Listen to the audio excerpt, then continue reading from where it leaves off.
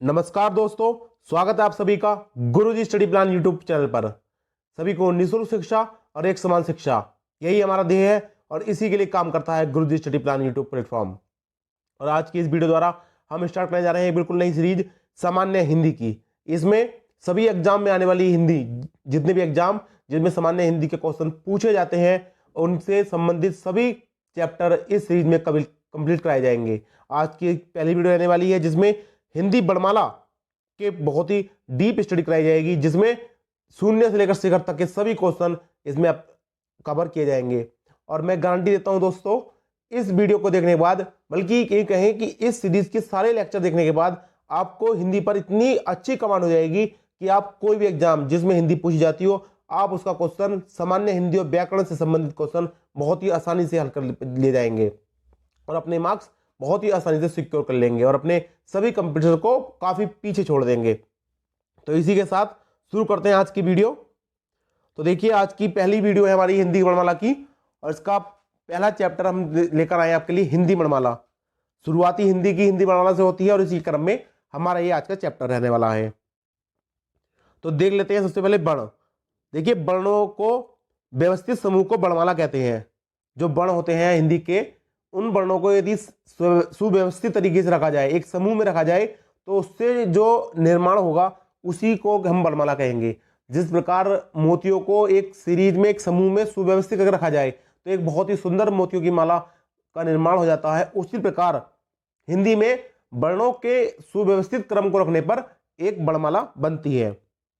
अब बात आई कि वर्ण कितने प्रकार के होते हैं। ये हमने वर्णमाला की बात तो कर ली कि सुव्यवस्थित क्रम को वर्णमाला कहेंगे, लेकिन अगर ये पूछा जाए कि वर्णमाला में वर्ण कितने होते हैं, वो मोती जिनसे ये माला बनी है वर्णों की, वो मोती रूपी वर्ण कितने होते हैं, तो फ्रेंड इसमें कई स्टूडेंट्स को इस क्वेश्चन में डाउट रहता है काफी ज्यादा बार, क्योंकि कई किताबों में मिलता है कि 45 तरह के होते हैं, कई किताबों में रखा मिलता है कि 52 प्रकार के, कहीं 55। तो आपके इसी डाउट को दूर करने के लिए देखिए, मैं बहुत ही स्टार्टिंग बेसिक का पॉइंट आपको बता रहा हूं कि देखिए, हिंदी में जो वर्णमाला का वर्गीकरण किया गया कि कितने प्रकार के होते हैं, तो ये दो आधार माने गए हैं मुख्यतः। अगर ये एग्जाम में ये पूछ सकता है कि हिंदी में वर्णमाला कितने प्रकार या कितने आधार पर वर्गीकृत की गई है, तो अगर ये पूछ ले एग्जामिनर कि हिंदी में वर्णमाला कितने प्रकार पर वर्गीकृत की गई है, तो आपको ध्यान रखना है कि दो प्रकार पर वर्गीकृत की गई है। अब कौन कौन से हैं वो दो प्रकार? तो देखिए, एक तो रखा गया उच्चारण के आधार पर और दूसरा है लेखन के आधार पर। पहला उच्चारण के आधार पर और दूसरा लेखन के आधार पर। तो उच्चारण के आधार पर अगर क्वेश्चन पूछ ले एग्जामिनर के, एग्जाम में क्वेश्चन आ जाए कि उच्चारण के आधार पर वर्ण कितने होते हैं, तो आपका क्वेश्चन का सही आंसर जाएगा वो जाएगा 45 वर्ण के साथ। अगर पूछ ले कि लेखन के आधार पर कितने होते हैं, तो आपका आंसर जाएगा 52 वर्ण के साथ। तो आपका ये डाउट आज यहाँ खत्म होना जाना चाहिए कि हमारे जो वर्ण होते हैं हिंदी वर्णमाला के, वो उच्चारण के आधार पर 45 तरह के होते हैं और लेखन के आधार पर 52 तरह के। तो और उनमें कौन कौन से होते हैं? तो 45 में 10 स्वर होंगे और 35 व्यंजन होंगे, और लेखन के आधार पर जो 52 होंगे उसमें 13 स्वर, 35 व्यंजन और 4 संयुक्त व्यंजन होंगे। तो ये वो कॉन्सोनेंट की संख्या है जो हमें इनकी अलग अलग भी पता होनी चाहिए। तो मेरे फ्रेंड्स, मेरे दोस्तों, मेरे सभी मित्र और साथियों, इस वीडियो के प्रत्येक स्लाइड का आप या तो स्क्रीनशॉट ले लीजिए या अपने हाथों से नोट करते चलिए। हालांकि मैंने आपके लिए काफी सुव्यवस्थित तरीके से ये वीडियो और इसमें सभी इंपॉर्टेंट और छोटी छोटी बारीक बातों को बड़ा ही अच्छी तरीके से कवर किया है, तो आप इसका स्क्रीनशॉट ले सकते हैं। हालांकि हमारे इस वीडियो की पीडीएफ फाइल हमारे टेलेग्राम चैनल पर आपको जल्द ही प्रोवाइड कर दी जाएगी, वहां से आप इसको डाउनलोड करके अपने नोट्स भी बना सकते हैं। और यह मेरे साथ साथ आप अपने नोट्स बनाते चलिए, अपने पेन और कॉपी ले लीजिए और साथ साथ बनाते चलिए। और इस वीडियो के खत्म होने तक आपको ये वीडियो, आपको हिंदी वर्णमाला से संबंधित एक एक क्वेश्चन बहुत ही अच्छी तरह से आ जाएगा। तो मैंने आपको बताया कि दो तरह के आधार पर वर्गीकरण है, 45 वर्ण और 52 वर्ण। अब बात आती है कि छोटी इकाई की। देखिए, इकाई में भी दो क्वेश्चन बनते हैं, इकाई से भी दो क्वेश्चन बन सकते हैं। पहला तो बन सकता है कि उच्चारण की दृष्टि से भाषा की सबसे छोटी इकाई क्या है, तो ध्यान रखना ध्वनि। तो क्या होगी? ध्वनि। और अगर लेखन की दृष्टि से पूछा जाए, लेखन की दृष्टि से देखा जाए, तो लेखन की दृष्टि से भाषा की सबसे छोटी इकाई होती है वर्ण। उच्चारण की दृष्टि से ध्वनि और लेखन दृष्टि से वर्ण। और देखिए, इसमें याद करना भी काफी आसान है। देखिए, याद कैसे करेंगे, रखेंगे इसको हम ताकि भूले नहीं। देखिए उच्चारण करेंगे, हम किसी चीज का उच्चारण करते हैं, मंत्र का करें, किसी पाठ का करें, किसी लिखे हुए इमला को हम बोलें, तो हम बोलेंगे तो हमारे मुंह से क्या निकलेगा? आवाज, साउंड, ध्वनि। तो ध्वनि ही उच्चारण करने की सबसे छोटी इकाई मानी गई है। और बात करते हैं लेखन की, तो लेखन में क्या लिखेंगे? लेखन में आप सबसे पहले क्या नाम है, कोई शब्द तो लिखोगे और कोई वाक्य या कोई शब्द लिखोगे, और शब्द किससे बनेगा? पहले अक्षरों से बनेगा। कमल लिखते हो, कमल, तो कमल में सबसे पहले आप कै लिखोगे, नहीं लिखोगे? और कै में भी सबसे पहले आप कै, जिसमें ए का भी समावेश नहीं है, कै जिसके नीचे हलन लगेगा, कै, तो ये बण है। तो इस बण को आप लिखोगे तो लेखन की दृष्टि से सबसे छोटी इकाई कौन हो गई? बण। तो आप इस दोनों को इस तरह से ध्यान रखिएगा। और ध्वनि को लिखित रूप में बण द्वारा ही व्यक्त किया जाता है। ध्वनि हम बोल के सुना सकते हैं, बोल के बता सकते हैं, लेकिन जब लिखने की बात आएगी मेरे साथियों, जब लिखने की बात आएगी तो हम बण द्वारा ही ध्वनि को लिखकर व्यक्त कर सकते हैं। अब बात आती है कि हिंदी व्याकरण में हिंदी वर्णमाला को कितने भागों में बांटा गया। यह क्वेश्चन पूछा गया है। हालांकि है तो काफी आसान क्वेश्चन, लेकिन आसान छोटी छोटी चीजों को भी हमें बारीकी से देखते चलना है, क्योंकि कई बार हमारे आसान क्वेश्चन ही एग्जाम में गलत हो जाते हैं और वो ही हमें हमारे एग्जाम कंपटीशन से बाहर कर देते हैं। टफ क्वेश्चन कभी हमें कब से बाहर नहीं करेगा। टफ अगर आपका क्वेश्चन गलत हो जाएगा तो आप कंपटीशन से कभी बाहर नहीं होगे। आप कब बाहर होते हो? जब आपके आसान क्वेश्चन गलत होते हैं, क्योंकि आसान क्वेश्चन को आपने गलत किया लेकिन अदर्स कंपटीशन ने उस क्वेश्चन को सही कर दिया होगा और काफी ज्यादा लोगों ने उसको सही किया होता, तो काफी ज्यादा लोगों के नंबर उसमें मिलते हैं। लेकिन बहुत ही कम लोग होते हैं जिनके क्वेश्चन गलत हो जाता है और वो उस क्वेश्चन के कारण बाहर हो जाते हैं। टफ तो लगभग सबने गलत किया होता है। टफ तो आप बात ही मत करिए, कुछ ऊपर के बच्चे छोड़ दीजिए जो बहुत ही ज्यादा एक्स्ट्रा ऑर्डिनरी है, बाकी टफ तो अधिकांश गलत होता ही है। तो ये बहुत छोटा और बारीक क्वेश्चन है, लेकिन उतना ही इंपॉर्टेंट है कि हिंदी वर्णमाला को दो भागों में बांटा गया है, स्वर और व्यंजन में, वोवेल्स एंड कॉन्सोनेंट में। और देखिए अब जो बण है वो दो में बांटे गए, स्वर और व्यंजन में। तो स्वर भी तीन तरह के बांटे गए हैं, ह्रस्व स्वर, दीर्घ स्वर और प्लुत स्वर। तो कौन कौन से प्रकार बताए फ्रेंड्स मैंने? ह्रस्व स्वर, दीर्घ स्वर, प्लुत स्वर।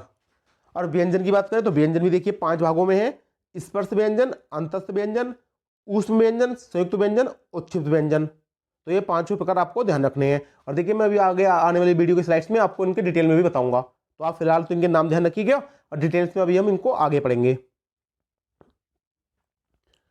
और अब देखिए बात आ जाती है स्वरों पर। तो स्वरों को मैंने बताया, स्वर जो होते हैं वो स्वतंत्र रूप से उच्चारण होता है। इनके लिए किसी भी व्यंजन या बण की सहायता नहीं ली जाती, किसी भी बण की कोई सहायता नहीं ली जाती है, इनका उच्चारण स्वतंत्र रूप से होता है।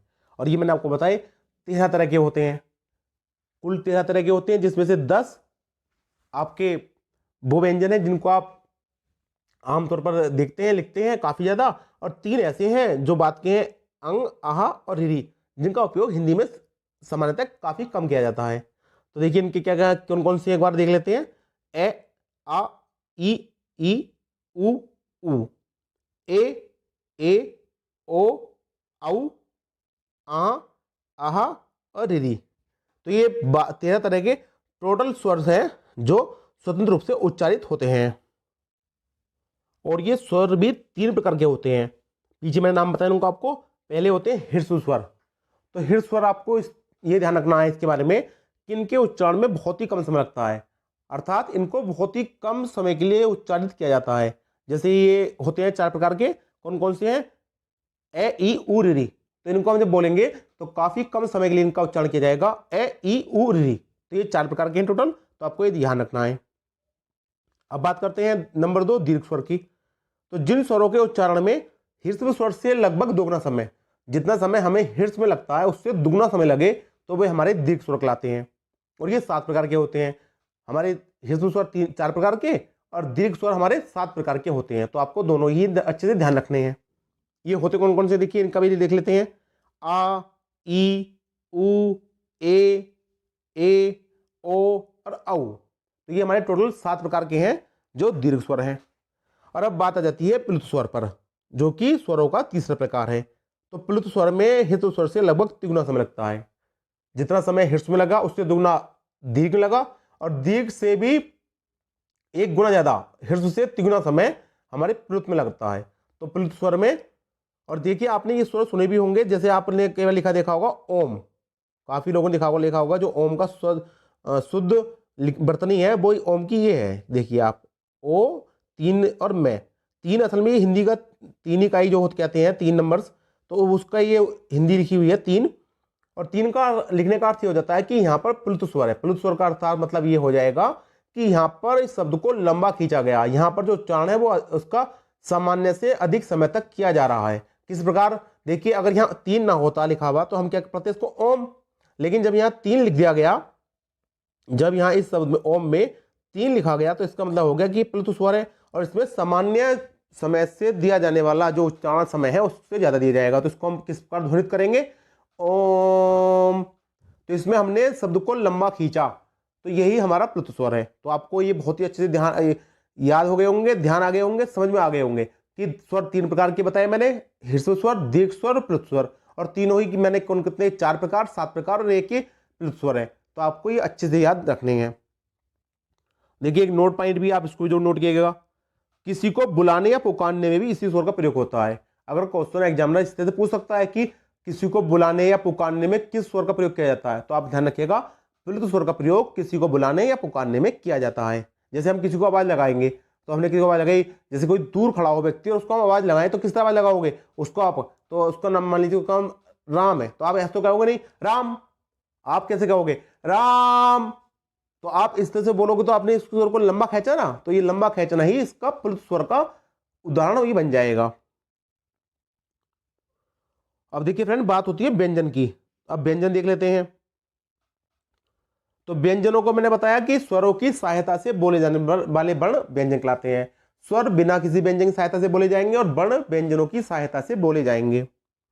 अब व्यंजन भी 5 प्रकार के बताए थे आपको पीछे, स्पर्श व्यंजन, अंतस्थ व्यंजन, ऊष्म व्यंजन, संयुक्त व्यंजन और उत्क्षिप्त व्यंजन। अब इनकी डिटेल में भी देख लेते हैं। इनको नाम पीछे पढ़ लिए, अब इनको आज इस स्लाइड में डिटेल में देख लेंगे। कोई भी क्वेश्चन बन जाए, कैसी बन जाए, हिंदी में एग्जामिनर कैसे ही घुमा के पूछ ले, लेकिन हम उसको इस तरह से पढ़ेंगे आज, उसका इस हिंदी के वर्ण चैप्टर का ऐसा मक्खन निकाल लेंगे कि वो मक्खन जो चाह रहा है एग्जामिनर उसे वही मक्खन देंगे निकाल के, दीजिए एग्जाम साहब आपने पूछा क्वेश्चन तो उस क्वेश्चन का आंसर ये रहा, हमने ये पहले ही पढ़ रखा है, आप तो क्वेश्चन पूछिए और हमसे आंसर लीजिए। तो इस तरह से आज चैप्टर को कंप्लीट कर देंगे। तो देखिए बात होती है स्पर्श व्यंजन की। तो जिन व्यंजनों का उच्चारण करते समय हवा फेफड़ों से निकलते हुए मुंह के किसी स्थान विशेष जैसे कंठ, तालु, मूर्धा, दंत या होठ का स्पर्श करके मुख से बाहर आती है, उन्हें स्पर्श व्यंजन कहते हैं।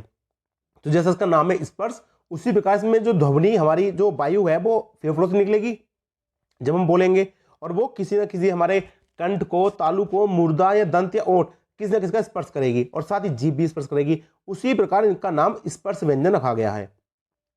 अब ये स्पर्श व्यंजन 5 प्रकार के होते हैं और प्रत्येक में 5-5 वर्ण होते हैं, तो टोटल 25 प्रकार के हमारे स्पर्श व्यंजन होते हैं। इनका एक शॉर्ट ट्रिक भी है जिससे आप इनको 500 प्रकार याद रख सकते हैं।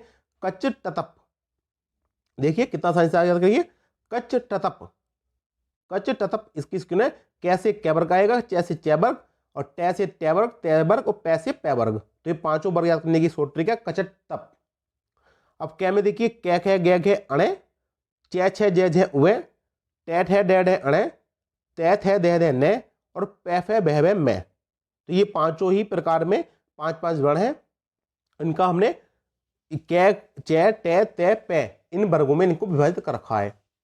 अगर बात आ जाए अब इसकी कि ये किस हमारे जो मुंह है, हम जैसे बोलते हैं तो वहां से किस किस जगह से इनका उच्चारण होता है, हमारी जीभ कहाँ से हमारे कब हमारे कंठ को स्पर्श करती है, कब तालु को, कब मूर्धा, कब दंत, कब ओठों को स्पर्श करके इन व्यंजनों का उच्चारण किया जाता है। तो हमें ये भी जोड़ याद होना चाहिए। क्वेश्चन इनसे भी बनता है फ्रेंड्स, डायरेक्ट एग्जाम में 1 नंबर क्वेश्चन इनसे भी सीधा ही बनता है, काफी बार एग्जाम में क्वेश्चन पूछा गया है। तो देखिए मैंने आपके लिए इसमें बहुत ही अच्छे तरीके से चित्र सहित आपके लिए रखा है, चित्र से समझेंगे इसको, देखिए बड़े अच्छा आसानी से। अगर बात की जाए कंठव्य की, जो हमारे कंठ से बोले जा रहे हैं कंठव्य है, तो कै वर्ग है, तो कै वर्ग के जो भी 5 वर्ण है, कै खे गै घे अणे, ये सभी कंठव्य हैं। और कंठव्य हमारा कहाँ होगा, कंठ, गला, गले से बोले जाने वाले कंठ हो गए। आप बोल के देखिए, का, खा, गा, घा, अड़ा। तो ये सब हमें लग रहे हैं हमारी जो आवाज है वो कंठ से आ रही है, ना होठ इसमें ये प्रयोग हो रहे हैं, ना इसमें दांत, ना तालु, ना मूर्धा। जब हम तालु से बोलेंगे तो तालु के च हैं, आप बोलिए च, छ, मेरे साथ बोलिए, आप अपनी जीभ को देखिए कहां टच हो रही है, कहां स्पर्श कर रही है मुंह को। च, च बोलने पर जीभ बीच में से ऊपर लगती है, कहां लगती है, तालु में। तो च वर्ग तालु का हो गया, तो तालु देखिए, तालु हमारा ये हो गया। मूर्धन्य की बात हो तो मूर्धन्य में टे वर्ग आता है, टे ठे डे। तो देखिए हमारी जीभ मुड़कर हमारे दांतों से ऊपर और कंठ तालु से आगे मूर्धा में लग रही है, दांतों से ऊपर का हिस्सा और हमारे तालु से आगे का हिस्सा जो बीच का हिस्सा है ना, ये कहलाता है मूर्धा। तो मूर्धा से हमारे टे वर्ग का उच्चारण होता है। दंत वर्ग दंत्य दंत्य जो कहलाते हैं वो तय वर्ग होते हैं। तो दंत्य में आते हैं तय थे दह दे ने। इन पांचों ही वर्णों को आप अगर उच्चारण करेंगे तो पांचों ही वर्णों में आपकी जीवा दांतों से टकराएगी, इसीलिए ये दंत्य वर्ग है। और ओष्ठ्य वर्ग की बात करें तो आप पै फे बे भय में, पै फे बे भय में पांचों को बोलेंगे तो आपके होठों का ही प्रयोग होगा, होठ ही आप टच होंगे और होठों के द्वारा ही आप इनका उच्चारण कर पाएंगे। तो आप देख सकते हैं कितने ही अच्छे और कितना ही सरल तरीका इनको याद रखने का। आपको अगर कभी एग्जाम में डाउट भी हो जाए तो आप उस ध्वनि की, उस वर्ण की ध्वनि मुंह से उच्चारण करके देख लीजिएगा, आप बड़े ही आसानी समझ जाएंगे कि हमारे कंठ से बोला जा रहा है या हमारे दंत से बोला जा रहा है। देखिए एक बार और देख लीजिए, अब किसी फ्रेंड्स को मूर्धा तालु दंत में कोई कंफ्यूजन हो तो देखिए सबसे पहले हमारा कहाँ क्या आएगा, कंठ। पीछे से शुरू करते हैं नीचे से, गला कंठ गला एक ही बात होती है, तो पहले कंठ आता है। देखिए कंठ, कंठ के ऊपर तालु मैंने बताया, और फिर मूर्धा दांतों से ऊपर और तालु से आगे की जो हिस्सा होता है वो हमारे कहलाता है मुंह का मूर्धा भाग। दंत आप सब जानते हैं, दांतों का भाग। और होठों को तो बताने की जरूरत नहीं, होठ तो आप सब जानते हैं, और होठ हमारे सबसे मुख के दांतों के भी बाहर जो त्वचा है वो हमारी त्वचा होठ है। अब व्यंजनों का दूसरा प्रकार आता है अंतस्थ व्यंजन। तो जिन व्यंजनों का उच्चारण स्वरों और व्यंजनों के मध्य हो उन्हें अंतस्थ व्यंजन कहते हैं। स्वरों और मध्य व्यंजन के मध्य हो उन्हें अंतस्थ कहेंगे। जैसा इसका नाम है अंतस्थ मतलब अंत है मतलब बीच में, तो ये बीच में ही है दोनों के, स्वरों और व्यंजनों के। और कौन कौन से हैं ये रा ला वा, या रा ला वा, 4 प्रकार के अंतस्थ व्यंजन होते हैं।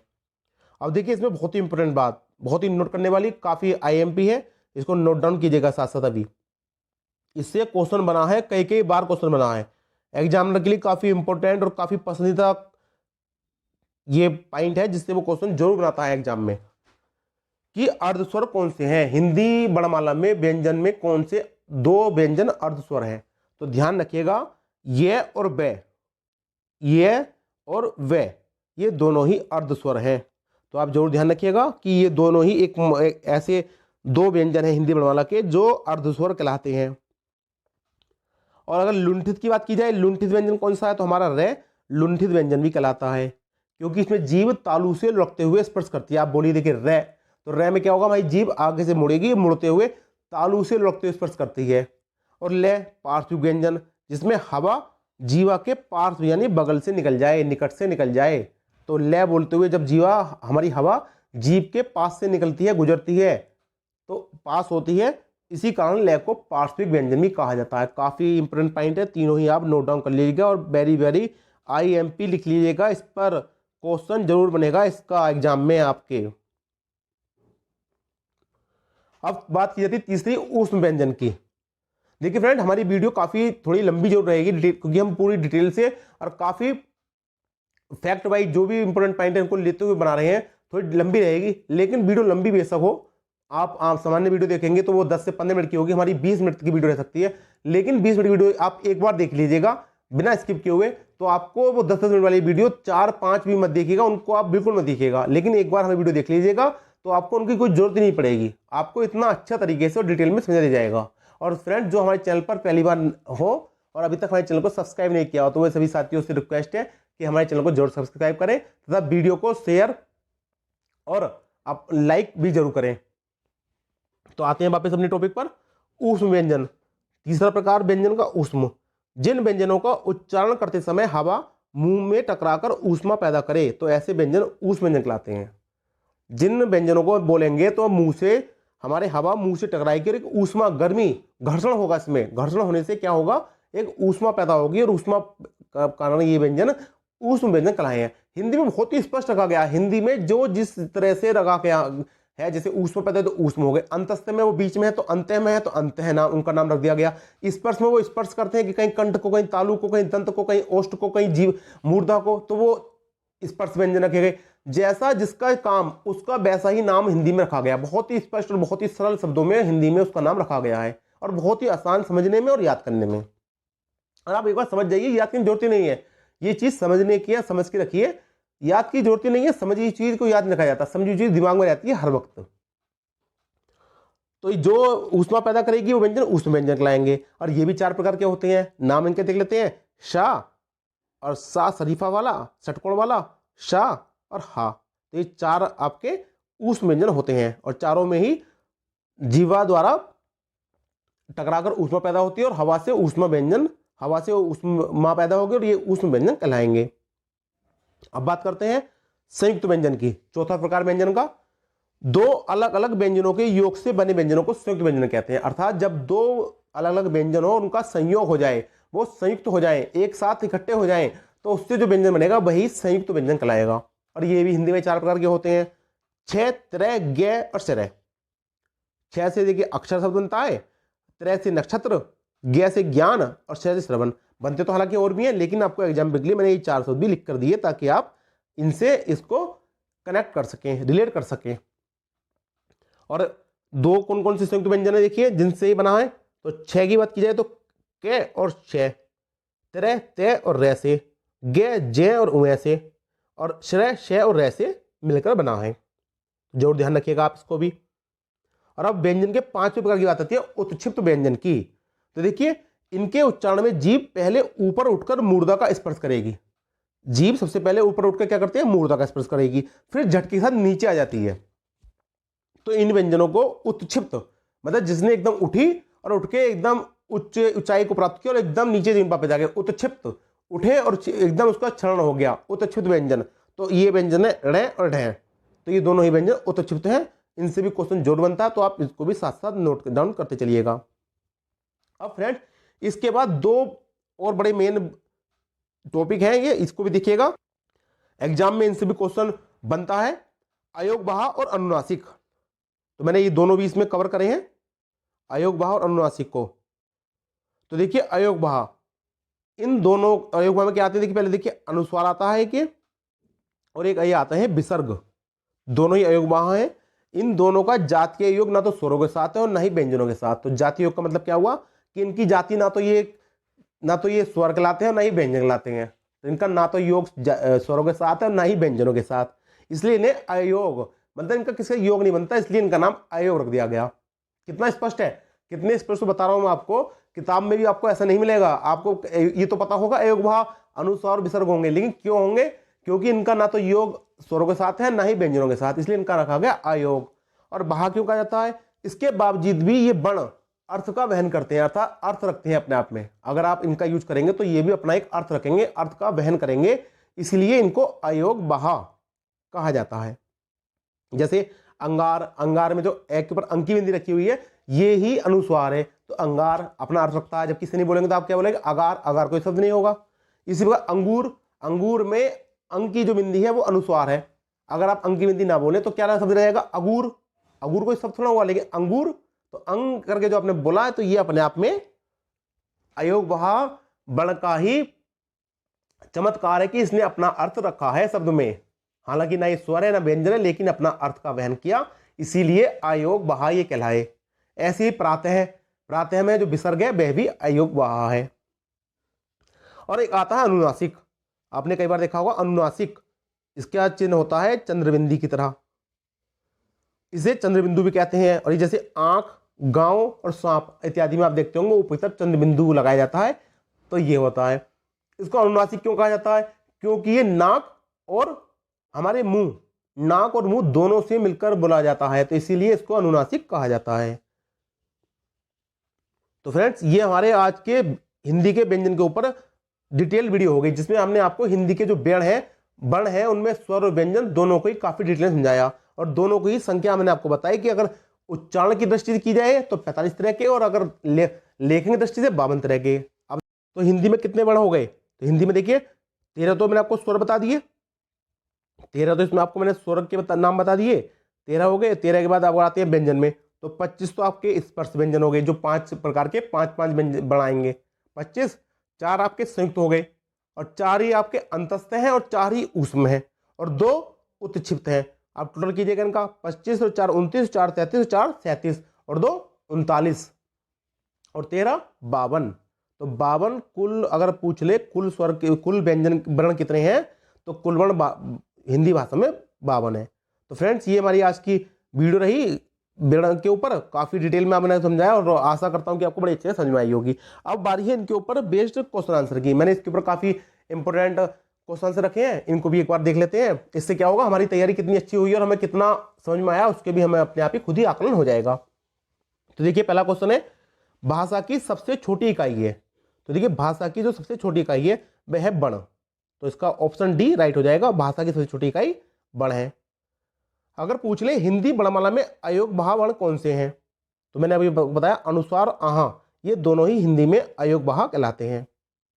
शा सा शा हा में कौन सी व्यंजन है, तो देखिए चारों के बोलने में हमारी हवा का घर्षण होकर ऊष्मा निकल रही है, इसलिए ये सभी चारों हमारे संघर्षी कहलाएंगे। संघर्ष हो रहा है, इसमें ऊष्मा निकल रही है, तो चारों ही संघर्षी, या इसका कहीं नाम ऊष्म व्यंजन मिलेगा और कहीं संघर्ष मिलेगा। तो आप दोनों ही विकल्प मिल जाए, आप दोनों ही राइट लगा दीजिएगा। हिंदी में मूलतः वर्णों की संख्या कितनी है, तो मूलतः पूछेगा तो उन्हें बता दिया कि मूलतः में 45 वर्ण आएंगे। अनुनासिक का संबंध होता है, तो अनुनासिक नाक और मुंह दोनों से इसका संबंध होगा, वही अनुनासिक होगा। हमारा चंद्रबिंदु अनुनासिक है। जिन शब्दों के अंत में ए आता है उन्हें क्या कहते हैं, तो उन्हें कहा जाता है अकारांत। ऑप्शन डी इसका राइट आंसर है। 6 वर्ण किसके योग से बना है, तो देखिए 6 वर्ण संयुक्त वर्ण है ये, और ये योग से बना है के और श के, तो ऑप्शन ए इसका राइट आंसर है। हिंदी वर्णमाला में स्वरों की कुल संख्या कितनी है, तो हिंदी वर्णमाला में स्वरों की कुल संख्या देखिए, कुल पूछे तो 13 और खाली पूछे संख्या कितनी है तो कितने हो जाएंगे 11। तो ये जरूर आपको ध्यान रखना है। वर्णमाला किसे कहते हैं, तो किसे कहते हैं, वर्णों के व्यवस्थित समूह को ही वर्णमाला कहा जाता है। और ज्ञ वर्ण किसके योग से बना है, तो जय और वह से ज्ञ वर्ण का निर्माण हुआ है। तो देखिए फ्रेंड्स ये हमारे इस पर बेस्ड 10 क्वेश्चन आंसर भी हो गए, जिससे हमने अपनी तैयारी का भी आकलन कर लिया। तो फ्रेंड्स अगर आपको हमारी वीडियो पसंद आई हो तो हमारी वीडियो को लाइक जरूर कीजिएगा और साथ साथ हमारे चैनल को सब्सक्राइब कीजिएगा। देखिए पूरी ईमानदारी दिखाते हुए आप हमारे साथ न्याय कीजिएगा। हम तो आपके साथ दिन रात लगे हुए हैं आपकी प्रिपरेशन कराने में, और मिलते हैं आपसे जल्दी नेक्स्ट वीडियो में। तब तक के लिए गुड बाय, जय हिंद, जय भारत, वंदे मातरम।